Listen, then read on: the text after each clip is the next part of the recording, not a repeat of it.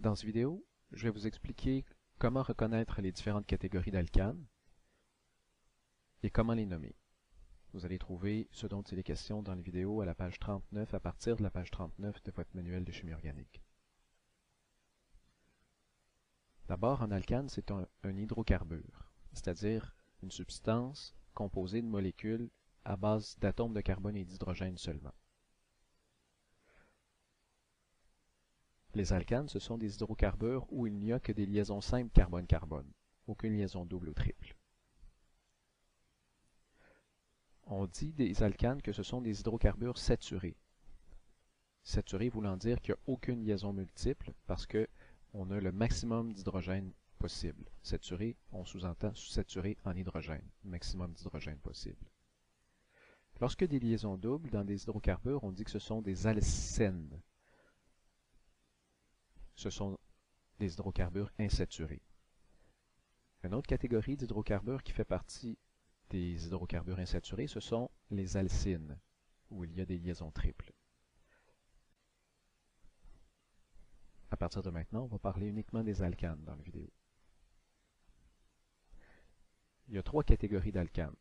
Les alcanes simples, ou linéaires, les alcanes ramifiés, où il y a des embranchements, et les alcanes cycliques, pour lesquels il y a une chaîne qui se referme sur elle-même pour former un cycle. Il peut y avoir aussi des embranchements linéaires à l'alcane cyclique. Il faut connaître par cœur le nom des 12 premiers alcanes simples. En fait, c'est beaucoup moins compliqué qu'il n'y paraît. Il y a 4 préfixes à apprendre par cœur. Les autres, probablement que vous les connaissez déjà. Met, et, prop et but, ça veut dire 1 carbone, 2 carbones, 3 et 4 carbones. C'est pour ça qu'on appelle par exemple le méthane l'alcane à 1 carbone. À partir de pente, à partir de 5 carbones, ça devient plus facile. Pente, c'est comme pentagone par exemple. Donc le préfixe qui est utilisé pour nommer les alcanes, c'est le même qui est utilisé pour nommer les polyèdres réguliers. Mais il faut connaître ces préfixes-là parce que ce sont ceux qui sont utilisés pour la nomenclature de toutes les molécules organiques, pas seulement les alcanes. Pour nommer les alcanes ramifiés, on utilise une procédure en 4 étapes. Donc, les alcanes ramifiés, c'est la deuxième catégorie d'alcanes dont on vient de parler. Pour les nommer, on doit identifier d'abord l'hydrure parentale. L'hydrure parentale, c'est la partie de la molécule qui va servir de base au nom de la molécule. Pour les alcanes ramifiés, ça va être la chaîne la plus longue qu'on peut trouver, en partant d'une extrémité de la molécule en se rendant à une autre. Donc, hydrure parentale, pour l'instant, c'est la chaîne la plus longue. Ensuite, on doit identifier les substituants, les embranchements qu'on trouve dans la chaîne de carbone. Ces embranchements-là, on va les nommer comme les alcanes simples, mais on va remplacer le ane par un il. Comme si on a un substituant à 2 carbones, ça va être le substituant éthyle.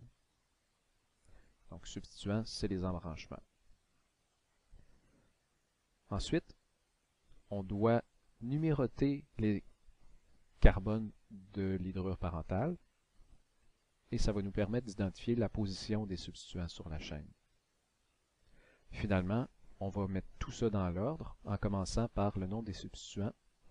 Quand il y a plusieurs substituants, on va les placer en ordre alphabétique et on termine avec le nom de l'hydrure parentale. On va prendre le temps de donner un exemple tout de suite pour clarifier tout ça.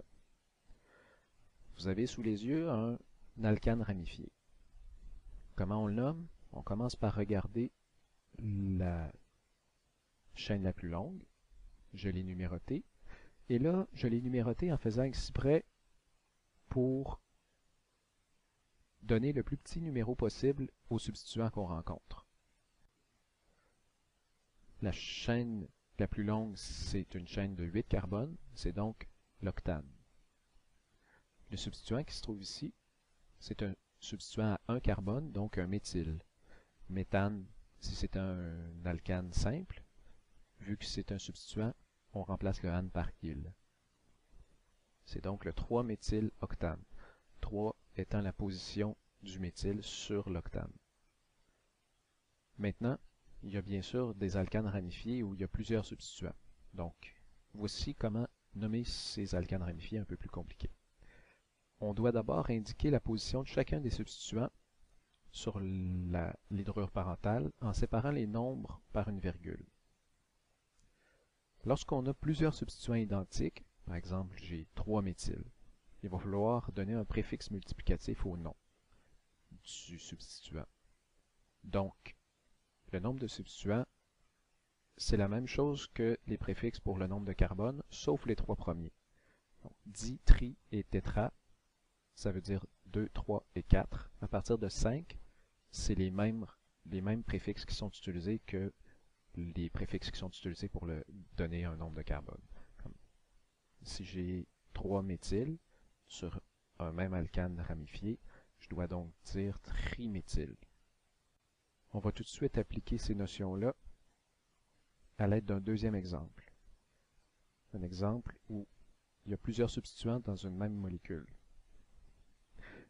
La procédure à appliquer est la même que tout à l'heure, c'est-à-dire que je dois d'abord identifier l'hydrure parentale et le numéroter en donnant une numérotation qui va me permettre d'obtenir les plus petits numéros pour la position des substituants. Ici, j'ai 2 substituants méthyl et un substituant éthyle, c'est-à-dire des substituants à 1 et 2 atomes de carbone. Le nom de la molécule va terminer par nonane et je vais avoir les méthyls et les éthyles dans le nom. Ça donne ceci. Je commence par 6-éthyle. 6 est la position de l'éthyle. Je continue par le nom du substituant, éthyle. Pourquoi je mets éthyle avant méthyle? C'est parce qu'éthyle vient avant dans l'ordre alphabétique. Le di ne compte pas dans l'ordre alphabétique. 3, 4, c'est la position des 2 méthyls. Et je dis diméthylnonane. Diméthyl pour indiquer qu'il y a 2 substituants méthyl. Et c'est le nom de mon hydrocarbure ramifié. Vous allez voir, vous allez réussir à maîtriser ça très rapidement en pratiquant un peu.